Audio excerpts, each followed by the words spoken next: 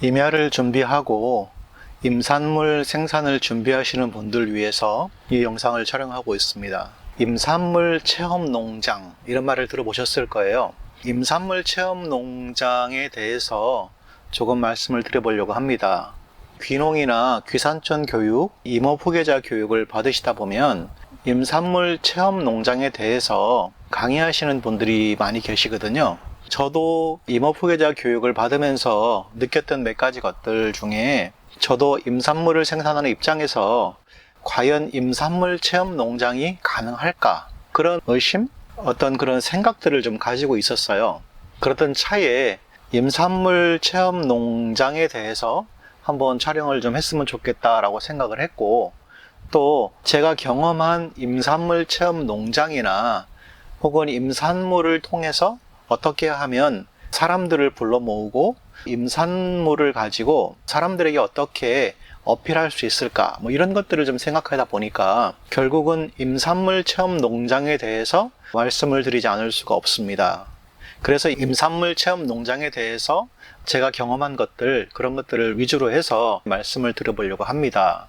임산물 체험 농장, 이런 주제를 다루다 보면 임업 혹은 산을 사고 임야를 준비한다라고 하면 사람들은 대부분 아마 저처럼 생각을 할 거예요. 쉽게 생각해서 산을 잘 갖고 놓으면 많은 사람들이 찾아올 것이다. 그리고 그 산에 와서 힐링하고 쉼을 얻고, 산 여기저기 보면 야생화가 막 지천이고 산새들이 와가지고 잠을 깨우고, 바구니 같은 거를 들고 산속에 들어가면 더덕이나 고사리, 취나물, 온갖 종류의 산나물이나 약초들이 즐비하게 있어서 그거를 듬뿍 뜯어다가 가지고 내려와서 아주 맑은 물에 씻어가지고 그냥 손으로 뚝뚝 잘라가지고 고추장 넣고 쓱쓱 비벼 먹는, 산채 비빔밥을 만들어 먹는, 아마 그런 생각들, 이런 생각들을 주로 많이 하실 수 있을 것 같아요. TV에서 자연인 이렇게 이야기하면서 그분들이 그냥 여기저기 텃밭에 나가가지고 조금만 이렇게 뭘 따갖고 오면은 나물이 수북하고 그거를 뚝뚝 끊어가지고 씻어가지고 밥을 비벼가지고 먹기도 하고 이런 장면들을 보셨을 거예요. 그러면서 내가 산을 준비하고 임야를 준비해서 예쁘게 갖고 놓고 크게 갖고 놓으면 사람들이 찾아오고 아무 때나 그냥 여기저기 나가면 먹을 것이 지천인 것처럼 이렇게 알려져 있기 때문에 그렇게 뜯어가지고 맛있는 걸 먹고 대접해서 보내고, 이런 생각들을 많이 하셨을지도 모르겠어요. 그래서 이것을 좀 발전시키면 임산물 체험 농장이 가능하지 않겠는가, 이런 생각들도 혹시 해보셨을 수 있을지 모르겠습니다. 하지만 현실적으로 임산물을 재배하고 있는 제 입장에서 보면 숲이 우거진 곳 있죠. 숲이 우거지고 나무가 쫙 자라있고 이렇게, 그런 밑에는요 사실 산나물이 없습니다. 가보면 나무에 이파리가 떨어져 가지고 낙엽이 워낙 무성하기 때문에 거기에는 풀조차 자라지 않습니다. 거기에는 산나물이 없어요. 또 산나물은 사철 있지 않습니다. 산나물은 봄에 반짝이에요. 사실은 봄에 반짝 15일에서 20일 그때만 나왔다가 없어지는 것이 산나물입니다. 산속에 먹고 살 것이 없는 사람들은 흔히 말하는 나무가 쇠다라고 말하죠. 더 이상 먹을 수 없는 단계에 이르렀어도 그 맨 위에 있는 끝순 있잖아요. 조그만 것들, 그거 따가지고 먹기도 하거든요. 무슨 자연인이다 이런 것들을 보면 무릎이 쇠가지고 더 이상 먹을 수 없을 때 맨 위에 끝순을 따가지고 딱 먹는 장면이 가끔 있어요. 이거 먹어도 된다고. 하지만 그거를 따면 내년에 수확을 못 합니다. 그런 거 보고 여기저기 다니면서 남겨놓은 그런 순들을 따가는 사람들이 있어요. 그런 도둑놈들이 있다는 이야기예요. 실제로 이 순의 채취 시기는 굉장히 짧습니다. 생각하는 것처럼 사철, 먹을거리가 지천에 널려있고 그렇지는 않아요. 또 야생화를 잔뜩 키워서 산 벌판에 노란 꽃, 파란 꽃, 보라색 꽃 쫙 있는 것처럼 상상하시지만, 야생화가 지천인 곳에는요 벌레가 굉장히 많습니다. 특별히 야생화 중에서 벌레를 불러 모으는 야생화들이 굉장히 많아요. 그래서 임업을 전문적으로 하는 사람들 혹은 산나물을 전문적으로 재배하는 분들은 벌레를 불러 모으는 야생화들을 잘 키우지 않습니다. 그래서 이렇게 꽃밭을 잘 가꾸어 놓으신 분들을 보면 굉장히 부럽기도 해요. 야생화를 키우고 싶지 않아서 뭐 안 키우는 게 아니고, 그 야생화들을 예쁘게 키우고 싶어도 그 야생화들을 키우면 여기저기에서 그 야생화들 때문에 뭐 진딧물이나 다른 벌레들이 모이거든요. 그러면 얘네들이 정작 내가 생산하는, 내가 목표로 키우고 있는 나물에 달라붙어서 거기에 피해를 주기 때문에 오히려 야생화가 피해 식물이 될 수 있어서 그런 것들을 키우지 않는 거거든요. 그런데 산을 장만하고 임야를 준비하는 사람들의 대부분 로망 속에는 어떤 것들이 있냐면 바로 그런 것들이 있는 거예요. 여기저기에 막 길을 쫙 내놓고 야생화를 쫙 심어놓고 아주 예쁘게 꾸며놓은, 그것은 사실은 임산물 농장에는 잘 어울리지 않습니다. 꽃을 가꾸어 놓고 그런 벌레들이 찾아오지 못하게 막 농약을 살포하고 그러면 그런 일은 없어요. 그러나 농장을 관리하기도 힘든데 거기에 농약을 친다. 그러면 사실은 농약을 치면 문제는 내가 목표로 키우고 있는 농작물에 농약이 붙으면 거기에 이제 농약 피해가 있기 때문에 그것을 키우지 않는 거거든요. 산나물 막 이렇게 한 소콜이 뜯어가지고 오는 거 있잖아요. 실제로 야생 상태의 산에서는요, 그렇게 한 소콜이 나무를 뜯어 오려면 산을 올라갔다 내려갔다 그냥 등산을 해야 됩니다. 나물이 그렇게 많지 않아요. 산을 벌목해내고 풀이 자라고 갈피가 없어지고 나물 씨를 좀 뿌려놓고 그렇게 해야 나물이 자라거든요. 그냥 산이 우거져 있다고 거기에 들어가면 나물이 절대로 있지 않습니다. 다른 말로 말하면 그런 산 중에 더덕이 있거나 도라지가 있거나 나물이 있거나 뭐 삼이 있거나 이렇게 하잖아요. 그러면 그거는 대부분 다 사람이 가꾸어 놓은 것이라는 것을 대부분 도둑들은 알아요. 근데 이게 자연적으로 낫다고 대부분 사람이 생각하거든요. 그러나 정말 자연 속에서는 그것들이 자라는 게 극히 희박해요. 그런데 일반적으로 산을 준비하고 임야를 준비하시는 분들은 굉장히 순진한 생각들을 가지고 있어서 그런 꿈들을 꾼다는 거예요. 그렇게 해서 내가 체험 농장을 만든다 하면 농장을 막 예쁘게 이 바닥부터 끝까지 쫙 예쁘게 꽃길로 만들어 놓고 여기저기에 막 임산물이 막 가득하고, 그런 것은 사실은 거의 상상 속에나 있는 농사들입니다. 거의 실제로는 그런 일은 극히 드물어서 제가 임산물 체험 농장에 대해서 조금 말씀을 드려보려고 하는 겁니다. 대부분 체험 농장 그러면 많이 들어보셨을 거예요. 체험 농장. 말 그대로 체험이라는 단어를 보시면 말 그대로 이 체험은 뭔가를 내가 해보는 거예요. 다른 사람 농장에 가서 해보는 겁니다. 허가를 받고 하는 거죠. 다른 말로 말하면 다른 사람 농장에 가서 허가를 받지 않고 하는 행위는 도둑질이에요. 그러나 내가 다른 사람 농장에 가서 숲속에서 야영을 한다거나 그분이 만들어 놓은 오두막이나 어떤 시설에서 머물면서 뭔가를 채취하거나 먹거나 즐기는 거 있잖아요. 그런 것을 우리는 체험 농장 이렇게 이야기합니다. 이것은 합법적이죠. 그러나 농장주의 허락을 받지 않고 들어가서 그런 행위를 하는 것은 사실 도둑질이죠. 그래서 우리는 체험 농장 이런 말을 할 때는 두 가지 개념이죠. 어떤 것을 하는 거예요, 행위를. 또 하나는 그 농장주의 허락을 받아서 하는 겁니다. 그리고 이 농장주가 자기가 어떠한 작물들을 키우는데 이것을 어떻게 키우는지, 언제 따는지 이런 것들을 교육해주고 학습하고 이것은 먹어도 되고 이것은 안 되고 이런 활동들 있잖아요. 우리 이런 것들을 뭐라고 얘기하냐면 체험학습 이렇게 이야기합니다. 어떤 활동과 농장주의 교육 내용, 그런 컨텐츠를 포함한 것들을 가지고 우리는 체험 농장 이렇게 표현할 수 있습니다. 이런 체험 농장은요, 말 그대로 체험과 농장이 결합되어져 있는 복합 형태의 특별한 어떤 것이에요. 그것을 뭐라고 표현하기는 굉장히 어렵습니다. 하지만 체험 농장 그러면 지금은 모든 사람들이 이해할 수 있는 단어예요. 농장주의 허락을 받고 거기에 들어가서 농장주가 목표로 하고 있는 어떤 것을 채취하거나 먹거나 즐기거나 할 수 있는 행위들, 그런 것들을 포함해서 우리는 체험 농장 이렇게 표현을 할 수가 있습니다.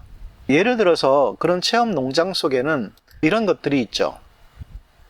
여러분이 아마 많이 해보셨을 거예요. 어린 자녀들이 있는 그 가족들은 이런 걸 많이 해보셨을 텐데, 딸기 체험, 블루베리 체험, 체리 농장, 사과 농장 이런 데 있잖아요.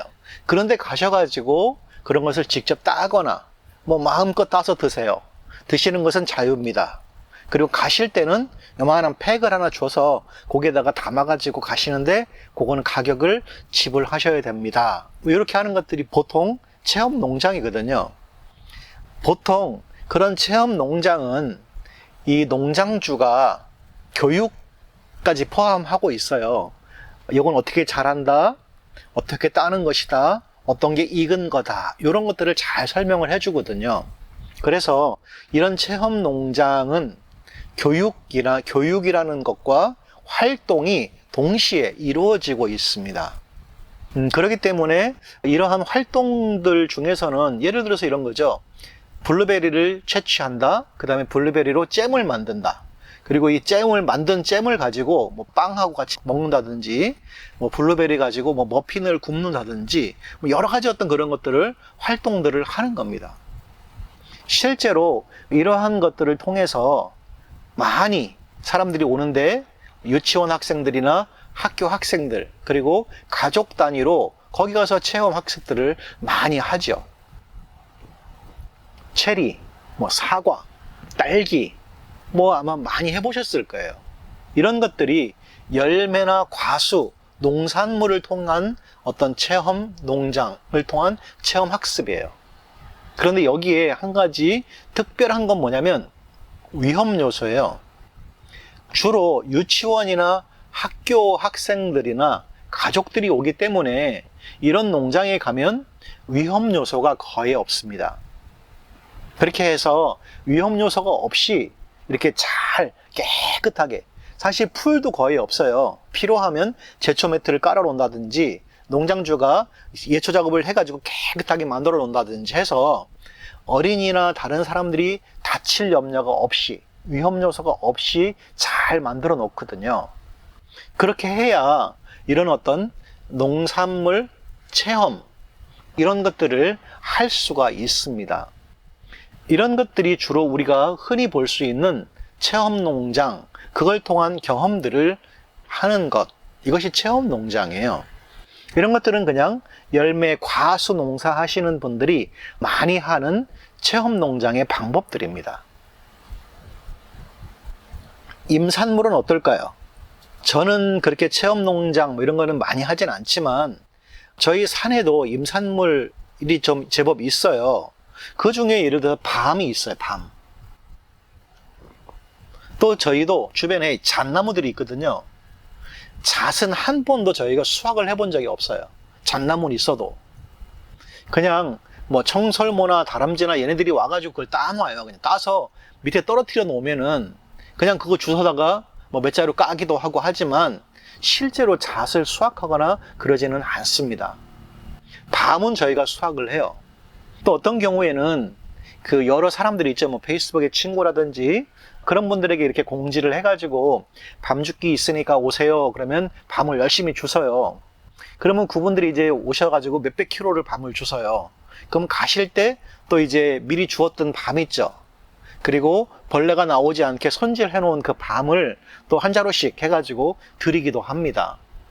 주로 이런 임산물 체험은 줍는 거라든지 뭐 껍질을 깐다든지 뭔가를 이제 만들어 먹는다든지 이런 것들을 주로 하지요.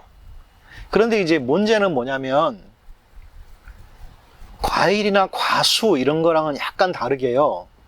위험성이 있습니다. 경사지에 심죠. 산. 그리고 또 하나는 뱀, 벌, 뭐 가시 이런 것들이 위험성이 있어요.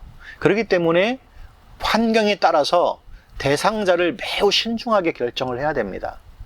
임야인데 산에 약간 이렇게 그 경사가 있는데 거기에 뭐 유치원 아이들이 온다든지 그건 굉장히 곤란하겠죠.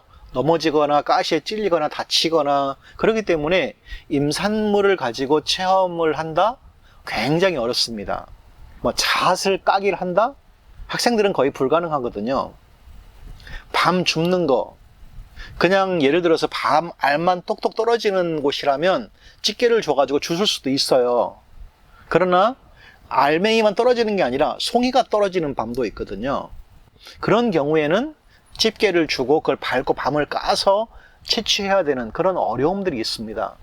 그렇기 때문에 임산물을 가지고 체험 농장을 만든다고 했을 때는 굉장히 신중하게 결정을 한번 내려보셔야 그 임산물 체험 농장을 만드실 수가 있습니다.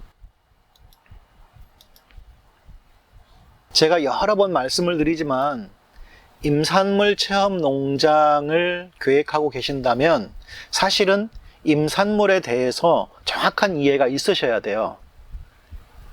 주로 산림청이나 어떤 산림, 임업을 담당하고 있는 곳에서 구분해 놓은 이 세 가지 임산물의 정의가 있습니다.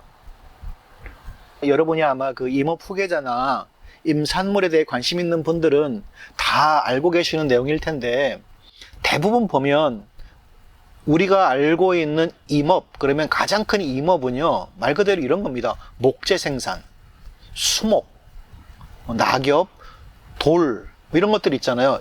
그 다음에 거기에서 큰 나무들을 키우는 거, 뭐 이런 것들이 사실은 임업들이에요.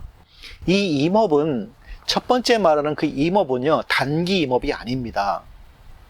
적게는 막 10년, 20년, 30년, 혹은 50년, 100년을 내다보고 하는 임업들이에요. 그렇기 때문에 여기에는 말 그대로 숲을 가꾸는 겁니다. 뭔가를 따거나 생산하는 게 아니고요. 나무 자체를 키우는 거예요. 숲을 키우는 거예요.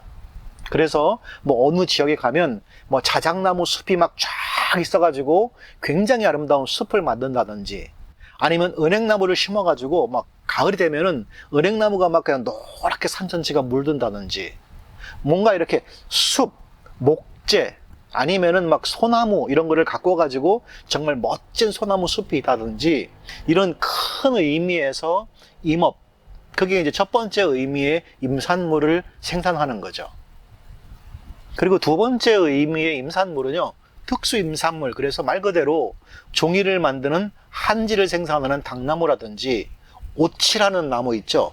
밤나무, 죽순, 수액 생산, 이런 어떤 특수 임산물을 생산하는 것도 임업입니다.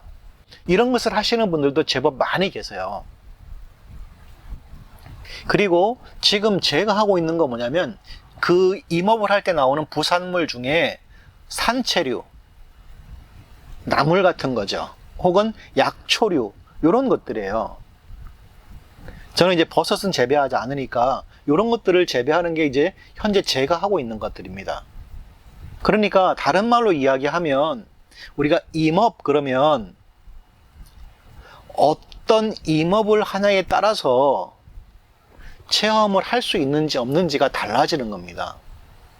여기 여러분이 보시다시피 첫 번째, 두 번째, 세 번째가 있는데, 정말로 숲을 체험한다든지 어떤 그런 활동이 있잖아요.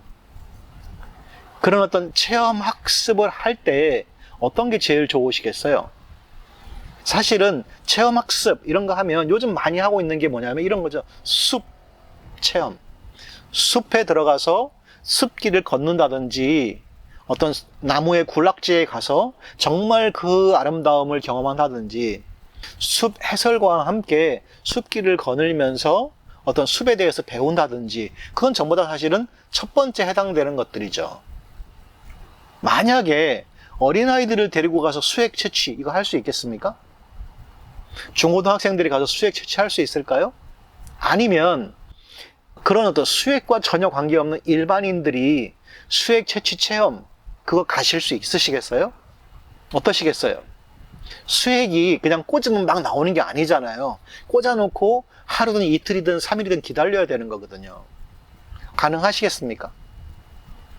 혹은 평지에 있는 밤농장 이런 데 가면 저런 꼬마들도 와서 안전한 곳에서는 밤 죽기도 하기도 하죠. 그런데 옷순 채취나 옷 진액 채취 이런 거 체험학습 이런 거 한번 해보셨어요 혹시? 혹은 대나무 밭에 들어가서 죽순 채취 이런 거 이게 과연 체험 농장이 가능할까요? 여러분 어떠시겠어요? 그래서 우리가 체험이라는 말을 할 때는 체험 농장 이런 거 할 때는 과연 농부가 어떤 것을 할 것이냐에 따라서 사실은 체험을 할 수 있을지 없을지가 결정이 될 수 있습니다. 정말로 내가 첫 번째 큰 산을 사서 숲을 아름답게 꾸미고 싶다. 근데 이거는 1, 2년 프로젝트가 아니에요. 굉장히 장기적인 프로젝트입니다. 최소한 이 나무를 심는 거는 중장기 프로젝트죠. 또 하나, 저처럼 뭐 산채류나 약초, 뭐 삼양삼을 심는다든지, 나무를 심는다든지, 그런 것들은 어떻게 보면 단기부터 중장기, 이렇게 말을 할 수가 있을지 모르겠어요. 그러니까 우리가 임산물을 통해서 체험학습을 한다라고 했을 때는 임산물의 1, 2, 3 중에 어떤 것을 할 거냐에 따라서 체험학습이 가능할 수도 있고 가능하지 않을 수도 있습니다. 그러나 사람들은 어떻게 생각하냐면 제가 서두에 말씀드렸다시피 체험학습 혹은 체험농장 그런 걸 하면서 세 번째 것을 하려고 하면서 체험농장을 꿈꾸시는 분들이 있어요. 말 그대로 약간 이상한 건데 큰 산에 들어가서 이렇게 숲을 거닐면서 막 숲속에서 여기저기 거닐면서 숲도 체험하고 나물도 따오고 가능할까요? 사실 이거는 대부분 상상 속에 존재하는 것들이 더 많습니다. 굉장히 어려운 거예요. 이렇게 하려면요. 진짜로 어렵습니다. 왜 어려운지는 제가 조금 더 자세히 말씀을 드려보려고 합니다. 우리가 임산물 체험 농장 그러면요. 사실은 그런 거죠. 숲이나 뭐 계곡, 수목, 멋진 나무들이 있는 좋은 자연환경 그런 곳에 가서 뭐 숲길을 걷는다든지 그 산을 꾸민다든지 숲을 관찰한다든지 뭐 이런 것들이 있잖아요. 그래서 어린이들도 갈 수 있는 안전하게 길을 만들어 놓고 그 숲 해설가 혹은 숲길을 안내해 주는 어떤 분들이 다니면서 곤충도 보여주고 꽃도 보여주고 나무도 보여주고 물 만지게 하고 흙도 파보고 하는 것들 있잖아요. 그리고 어떤 그 숲을 개방해서 젊은 연인들이나 사진 찍기 좋아하는 사람들이 가서 아주 정말 멋진 사진들을 찍을 수 있는 곳, 그런 곳이 주로 뭐 수목원, 휴양림 이런 큰 대단히 단지들이에요. 말 그대로 그런 임업을 하시려면 그냥 10,000평, 20,000평, 30,000평 그 정도의 규모가 절대로 아닙니다. 굉장히 큰 아주 넓은 토지, 그것이 있어야 그러한 임업, 이런 체험 농장을 할 수가 있습니다. 그러한 의미에서 그건 임업 중에 하나죠. 그래서 일반 사람들이 꿈꾸는 내가 산이 있으면 정말 큰 산이 있으면 산을 멋지게 개발해서 그 산 속에는 농장도 있고 야영장, 캠핑장도 있고 조그마한 오두막도 지어서 사람들이 와서 하룻밤 숲속에 지나면서 정말 그 숲의 아름다움이나 풀벌레 소리, 그 숲의 좋은 공기를 마시는 어떤 그런 체험, 이게 우리가 흔히 말하는 임산물 체험 농장 중에 한 가지입니다. 여기는 규모가 굉장히 커요. 보통 규모가 아니라 정말로 어마어마한 규모일 수 있습니다. 그래서 그런 규모 혹은 규모가 작더라도 사람들이 먼저 모일 수 있는 농장주의 시설을 먼저 만들어 놓고 주변에다가 아기자기하게 꾸며도 상관이 없죠. 뭐 동백나무 가꾸는 숲을 만든다든지 어떤 사람은 섬을 사가지고 가꾸기도 해요. 혹은 작은 산을 사가지고 온갖 종류의 예쁜 나무 이런 거를 심어 놓고 거기를 예쁘게 꾸미기도 합니다.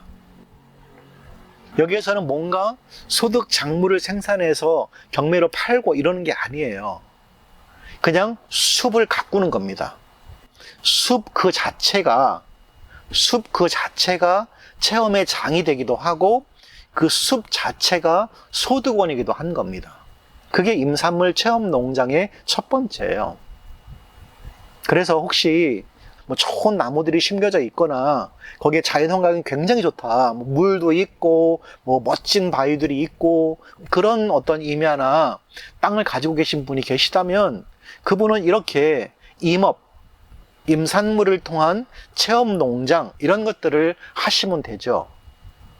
그분들은 거기에서 뭔가를 심어서 소득을 올리는 게 아니라 심겨진 그 자체를 관리하는 것, 그리고 사람들이 와서 그것을 즐김으로써 비용을 지불하는, 그게 소득이 될 수 있는 게 첫 번째 임산물 체험 농장일 수 있습니다. 그런데 이제 두 번째 임업에서 말하고 있는 체험 농장은 첫 번째 것과 약간 달라요. 자연 그 자체를 즐기는 게 아니라 그 자연에다가 벌목을 하고 나무를 베어내고 거기에다가 뭔가 다른 나무를, 목적하는 나무를 심어서 조성한 거예요. 거기에는 어떤 뭐 온나무라든지 밤나무라든지 뭐 죽순, 뭐 수액, 뭐 한지를 하는 나무라든지 어떤 특별한 목적을 가진 나무들을 심어서 만들어 놓은 곳입니다. 그리고 그것도 역시 가꾸는 거죠. 그리고 채취하고 먹거나 즐기고 수확하고. 그런데 이거는 문제는 제한된 기간이 딱 존재하고 있어요. 1년 12달 계속해서 그런 게 아닌 거예요. 우리 첫 번째 말한 그 임산물을 통한 체험농장, 산이 사철, 봄, 여름, 가을, 겨울까지 거기는 그냥 이렇게 그 길을 따라서 시시각각 변하는 것들을 다 관찰하고 경험할 수 있잖아요. 그런데 밤이 계속 1년 사철 떨어지는 게 아니잖아요. 죽순이 사철 나오는 게 아니잖아요. 수액을 매일 하는 게 아니잖아요. 말 그대로 특정 제한된 기간에만 되는 거고, 또 하나는 거기에 오는 대상이 굉장히 제한적입니다. 주로 성인들이나 혹은 귀산촌 체험자들이나 전문인, 이것을 가꾸고 싶은 전문인이나 이런 분들이 시간을 내서 체험할 수 있는 곳. 이래서 옷나무를 어떤 사람이 생산을 해요. 옷순을 따거나 아니면 옷의 진액을 생산하려면 긁어놓고 그것을 진액을 받고 어떻게 관리하고 보관하고 나무를 키우고 이 모든 과정을 배우려면, 그것을 배우려고 하는 사람들은 중고등학생이 배우겠어요? 아닙니다. 그 작물을 키우려고 하는 어떤 전문인들이나 귀산촌, 그거를 키우려고 하는 사람들이 와서 배우겠죠. 그렇기 때문에 이런 임산물 체험 농장은 사실은 그 체험자들에 의해서 수익이 발생하지는 않습니다. 발생을 하더라도 굉장히 적겠죠. 그분들은 그 임산물, 말 그대로 죽순, 밤, 옷, 당나무, 수액, 그것을 채취해서 팔아야 수익이 만들어지겠죠. 체험을 통해서는 그렇게 많은 수익이 나오지는 않을 것 같습니다.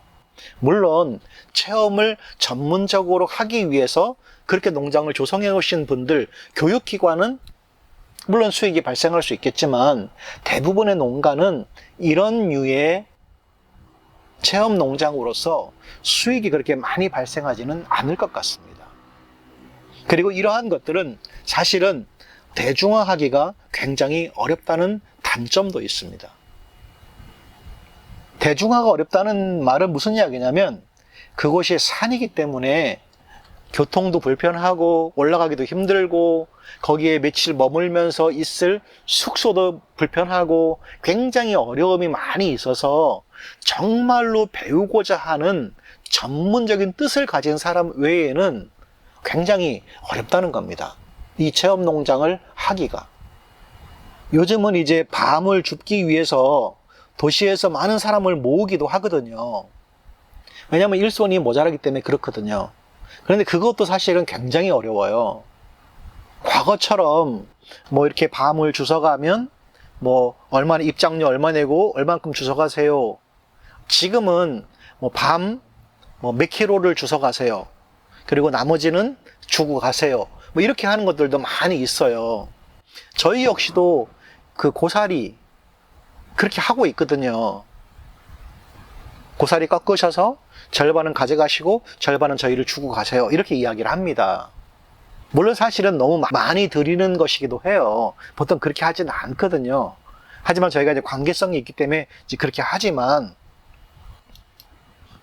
임산물 체험 농장 중에 이렇게 특수 임산물을 재배하는 분들도 체험 농장이 있기도 하지만, 실제로 그 체험 농장을 통해서 얻어지는 수익보다는 그 생산물을 통해 얻어지는 수익이 조금 더 많기 때문에 체험 농장 위주로 농장을 운영하시는 분들은 그렇게 많지 않다라는 게 제 개인적인 생각입니다.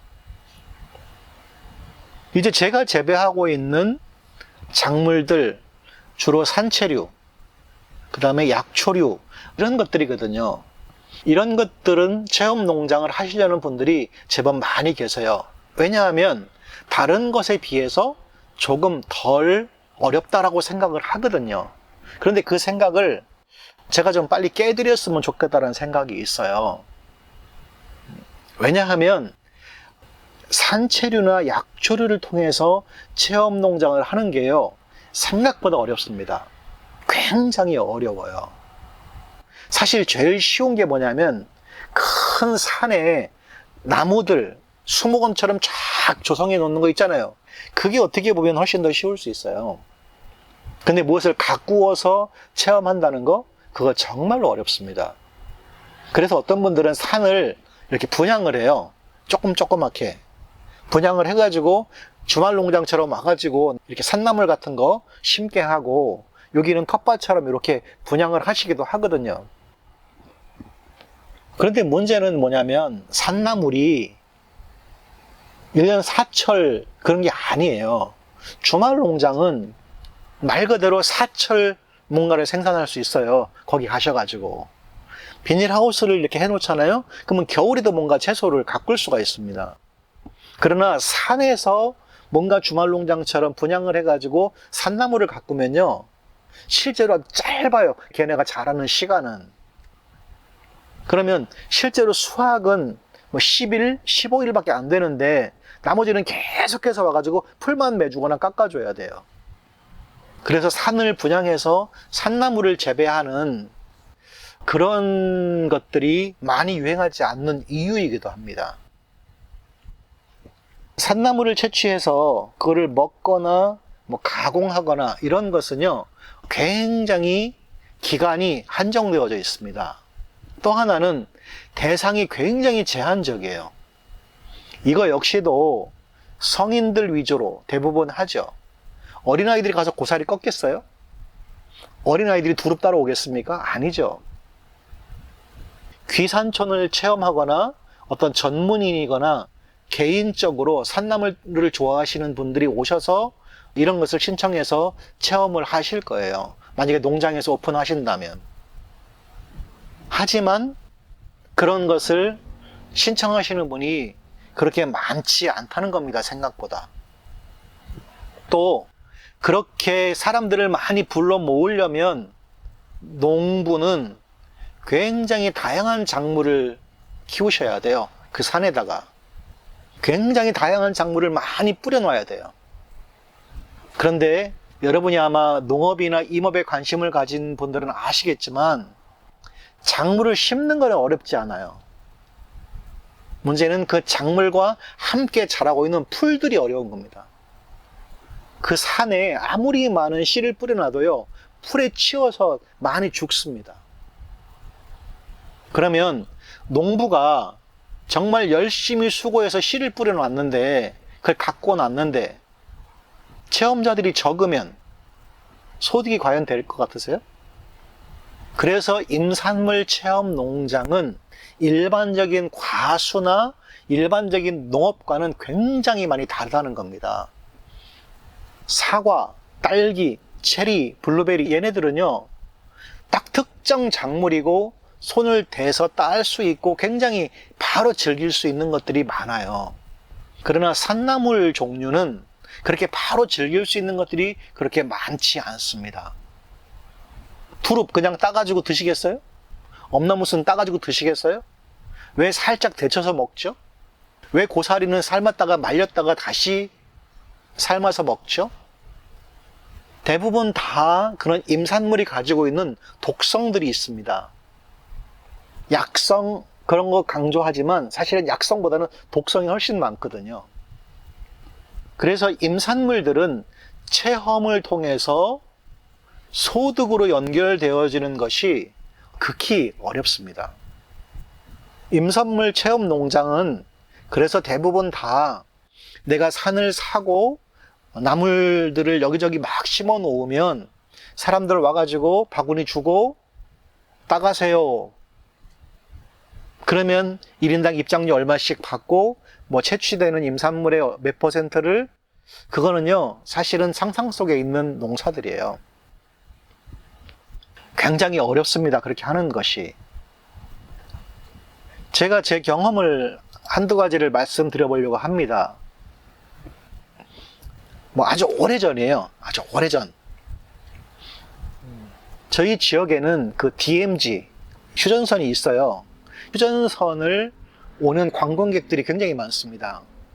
그래서 이 관광차들이 저희 농장을 지나가거든요. 여러 농장을 지나가요.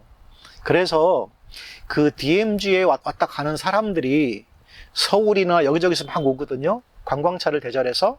그러면 한 몇 시간 차를 타고 오는 거예요. 그런데 그거 하나 딱 보고 북한 이렇게 여기저기 살펴보고 확 가기에는 너무 긴 시간 차를 타야 되기 때문에 군에서 그 농촌 소득을 증가하기 위한 몇 가지 방안을 이제 딱 냈어요.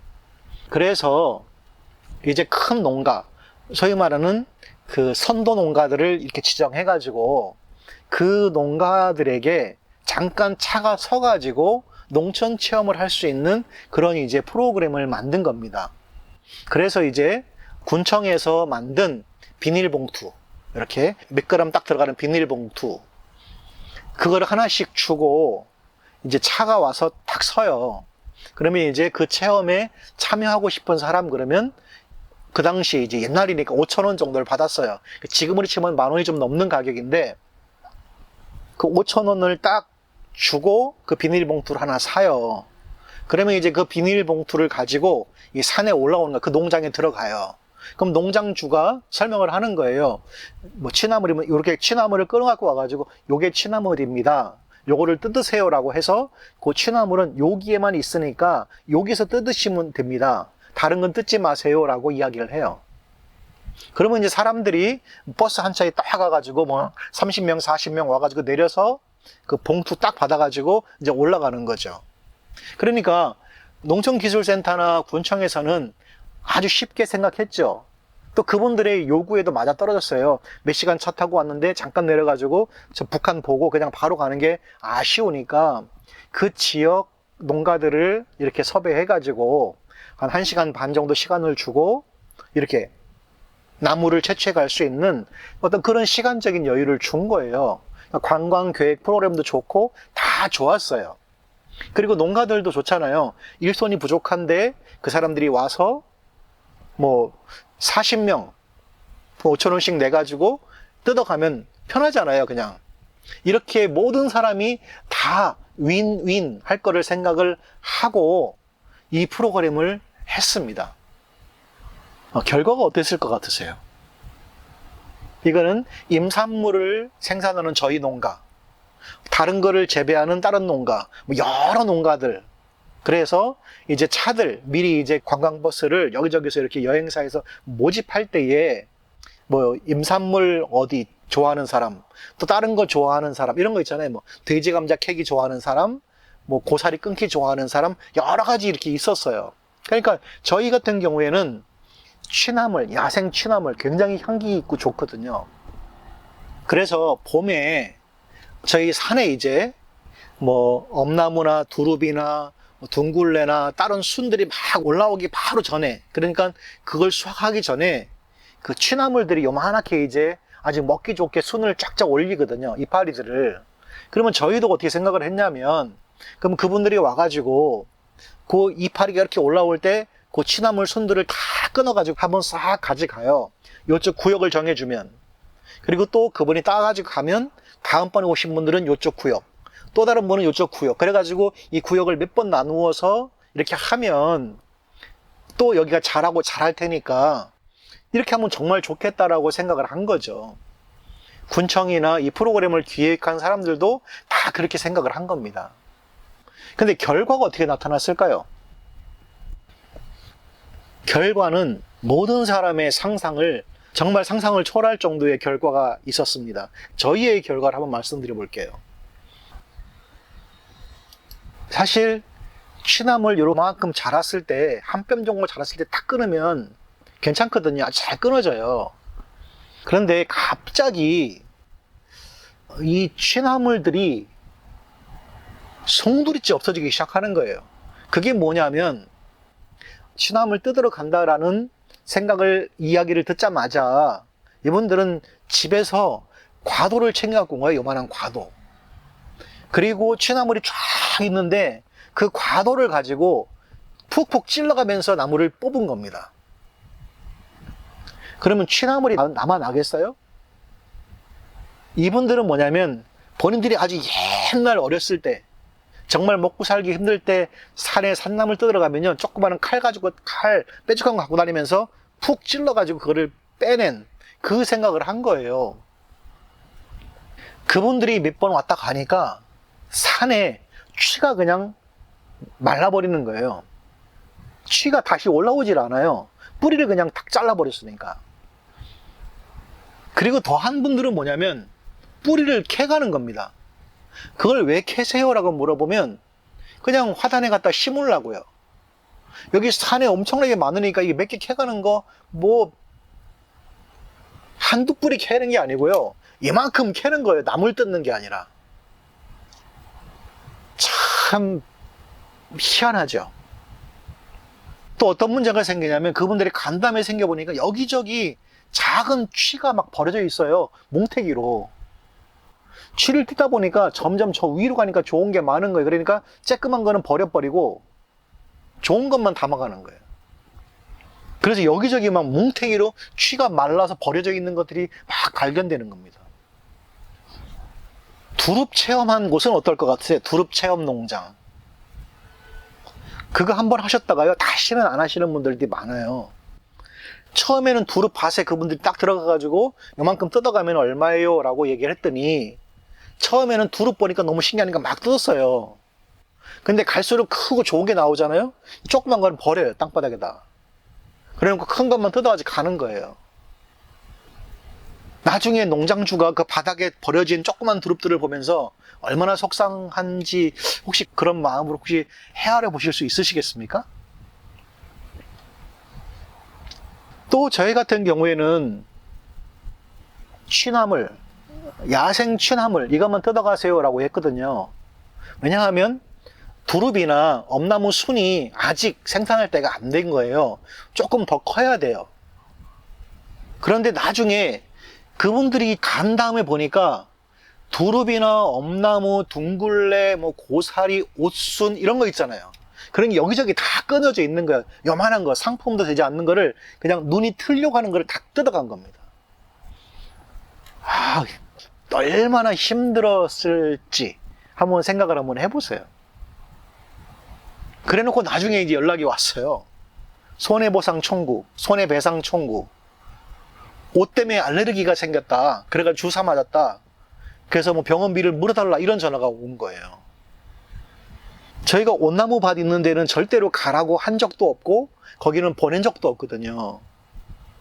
근데 그분이 몰래 가서 요만한 옷순을 딴 거예요. 그리고 그게 옷순인지도 모르는 거예요. 왜? 그렇게 조그만 때는 이게 두릅하고 헷갈리거든요. 그리고 그거를 집에 가서 데쳐가지고 먹은 거예요, 두릅이랑. 그러니까 온몸에 옷이 올라가지고 막 그냥 병원에 실려가고 하니까 당신네 뭐 취나물을 먹고 그랬다 뭐 이런 식으로. 취나물 먹고 옷이 오르나요? 그래서 막 이야기를 해서 결국은 군청에 이야기를 해서 이런 사람도 있다. 당신네들이 책임을 져라. 그 사람 도둑으로 신고하든가 알아서 해라. 그 뒤로는 연락이 안 와요. 또 어떤 분은 급하게 그 쬐깐한 엄나무 있잖아요. 그거를 뜯어가지고 취나물 속에 숨겨가지고 간 거예요. 그리고 그 엄나무 조그만 순에 붙어있는 가시 있잖아요. 그게 여기 걸려가지고 먹다가 그래가지고 손해배상 어쩌고. 저희가 엄나무 따라고 했나요? 다 도둑질 하다가 걸린 거죠, 이 사람들은. 그랬더니 농가 소득이 어떻게 됐냐면 엄청나게 감소해버린 겁니다. 농가 소득이. 거의 사실은 1년치 농사를 망쳐버릴 정도의 소득이 감소해버렸어요. 원래 취지는 부족한 농촌 일손을 돕고 농가의 소득을 올리기 위한 것이었거든요. 그런데 다른 작물의 피해가요, 엄청난 겁니다. 만약에 여러분들이 농장을 이렇게 만들었어요. 엄나무, 두릅, 오가피 쫙 심어놨거든요. 그리고 취나물만 뜯어가세요. 오가피만 뜯어가세요. 라고 했는데 그 옆에 두릅도 있고 다른 게 막 있어요. 그러면 농장주가 잠시 한눈을 팔면 꼭 나오더라고요. 그런 걸 뜯어가시는 분들이. 정말로 정직하고 좋은 분들이 많거든요. 그런데 그렇지 않은 분들이 꼭 나와요. 그리고 그것을 뜯지 마세요라고 했을 때는 아직 안 자란 거거든요. 손톱보다 작은 거, 그런 두릅을 따다가 도대체 어디다가 먹겠어요? 그 일이 있은 이후로 아주 취가 그냥 거의 전멸하다시피 하고, 엄나무, 두릅, 꼬마들, 막 이런 거 그냥 다, 이렇게 순 요만할 때 그냥 다 따가지고 없어지기도 하고, 아무리 그거 따지 마세요라고 소리를 질러도 그냥 한 개만요, 이렇게, 한 개만요, 이게 100명, 200명이 따가보세요. 어떻게 되나. 그리고 거기 가서 찔렸어요, 먹다가 가시가 생겼어요, 오돌렀어요, 거기는 사실 사람들 보낸 적도 없거든요. 도둑질 하다가 본인들이 그렇게 해놓고 나중에 손해배상을 청구한다거나 그런 사건이 있은 이후로는요, 체험농장 절대로 안 합니다. 절대로 안 해요. 아무리 아는 사람, 사돈의 친척 팔촌이라고 해도 직접 따가게 하는 일은 절대로 없습니다. 차라리 힘들어 내가 가서 따서 줄망정, 저거 따서 이런 거 절대로 하지 않아요. 아마 여러분도 아마 이런 일들을 체험 이런 거를 이렇게 혹시라도 하시게 되면 지금 제가 말씀드린 것을 경험하실 거예요, 아마. 그래서 체험 농장 절대로 하지 않습니다. 이 임산물 체험 농장. 제가 너무 부정적인 것만 좀 말씀드리는 것 같아서 죄송하지만 그냥 제 경험을 지금 말씀드려 본 거예요. 임산물 체험 농장을 만약에 여러분이 하셨다. 두릅, 엄나무, 오가피, 고사리, 둥글레, 취나물, 곰취 쫙 이렇게 심어놨다고 보세요. 여기저기 막 군락지가 있다고 생각을 한번 해보세요. 그리고 얘네들을 사실은 채취해야 되는 시기가요, 한 달이 안 돼요. 그 안에 몽땅 채취를 해서 소비를 해야지만 가능한 거거든요, 이게. 근데 문제는 뭐냐면 그런 체험 농장을 했을 때 발생할 수 있는 사실 가장 큰 게 뭐냐면 그거를 뜯는 사람들이 처음에는 잘 뜯다가 꼭 좋은 것만 뜯고 나쁜 거는 안 뜯거나 버리고 간다는 거예요. 그것도 뭉태기로 버려진 게 발견됐을 때는 농장하는 사람은 굉장히 별로 마음이 좋지 않습니다. 그리고 가끔 보면 뿌리를 캐가요, 사람들이. 집에다 심는다고. 자기네 텃밭이 있거나 그런데 심는다고 뿌리를 캐가버려요. 이게 둥글레예요, 요 이파리만 따가세요 그러면 어디선가 봤잖아요, TV에서. 캐가요, 둥글레를. 그리고 흙으로 덮어놔요. 몰라요. 둥글레 순을 따다가 점점 좋은 게 나오잖아요. 그럼 쬐끄만 건 여기 흐트러져 버리고 큰 순만 따가요.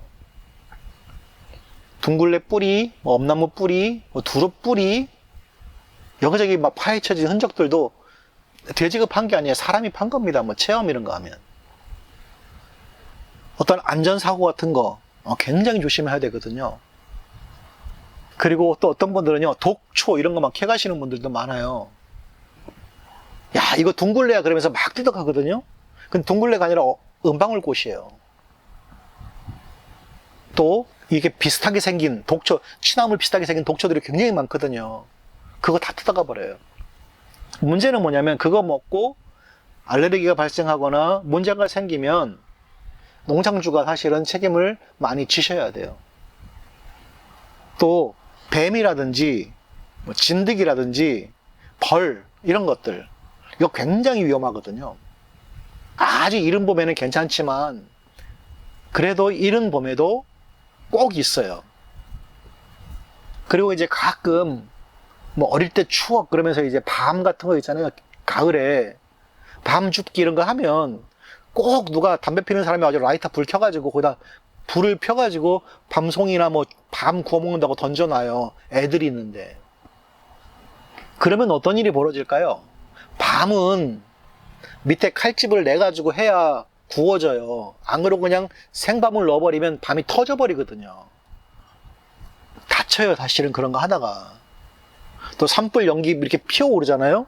그러면 저쪽에서 또 이 산 꼭대기에서 이렇게 보는 산림 감시원이 있어요. 또 쫓아내려와가지고 또 벌금 주고 가거든요. 그런 거는 감수할 수 있는데 사실 가장 힘든 것들이 뭐냐면 어린 작물이 다치는 겁니다.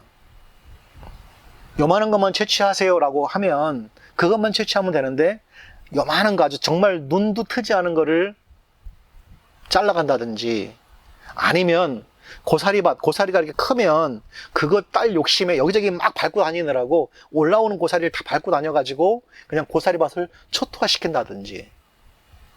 그래서 절대로 저희 같은 경우에는 봄철에 그 어떤 일이 있어도 뭐 체험 이런 거 저희는 절대로 하지 않습니다. 그 비전문인 와서 뭐 따거나 그렇지 않아요. 진짜 비전문인이면요 와가지고 철저하게 교육을 시켜가지고 그것을 전문적으로 딸 수 있을 때까지 훈련을 시킨 다음에 투입을 하는 거거든요. 그래서 순을 딸 때도 작년에 따본 사람, 그 사람을 또 일꾼으로 모셔다가 쓰는 거예요. 뭐 손만 빠르다고 시키는 그게 아닙니다. 어린 작물을 다치면 사실 소득이 거의 없어지는 겁니다. 그렇기 때문에 체험농장 하시면 벌어질 수 있는 상황이기 때문에 한 번쯤 한번 생각을 해보셨으면 좋겠어요. 저의 생각을 좀 말씀드리면 이런 겁니다. 소규모 농사를 지으시는 분들 있잖아요. 소규모, 대규모 말고 소규모. 그러니까 뭐 예를 들어서 전체가 한 500평이다. 500평인데 거기에 뭐 취나물 뭐 이것저것 나무를 많이 심어 놓고 그거를 이제 조금씩 따가지고 뭐 이렇게 즐긴다든지 혹은 이제 그 조금 있으니까 그냥 관리가 편하잖아요. 그러면 이제 아시는 분을 오시라고 한다든지 뭐 이게 조그맣게 뭐 한 10명, 20명 정도 초대해가지고 봄에 그거를 따는 체험한다든지 그런 것들은 전혀 문제가 되지 않아요. 근데 규모가 커지면 한 작물이 500평 이상 그런 규모가 되잖아요.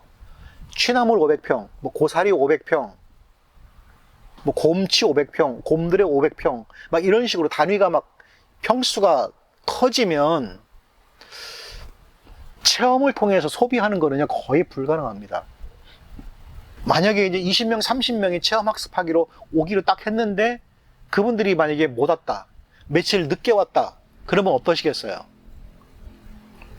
그거 수확이 안 돼요. 그렇기 때문에 임산물이나 산나물은요 체험 학습하기가 굉장히 어렵습니다. 그리고 임산물 체험 농장을 하시려면 정말로 마음이 넓으신 분이 하셔야 돼요.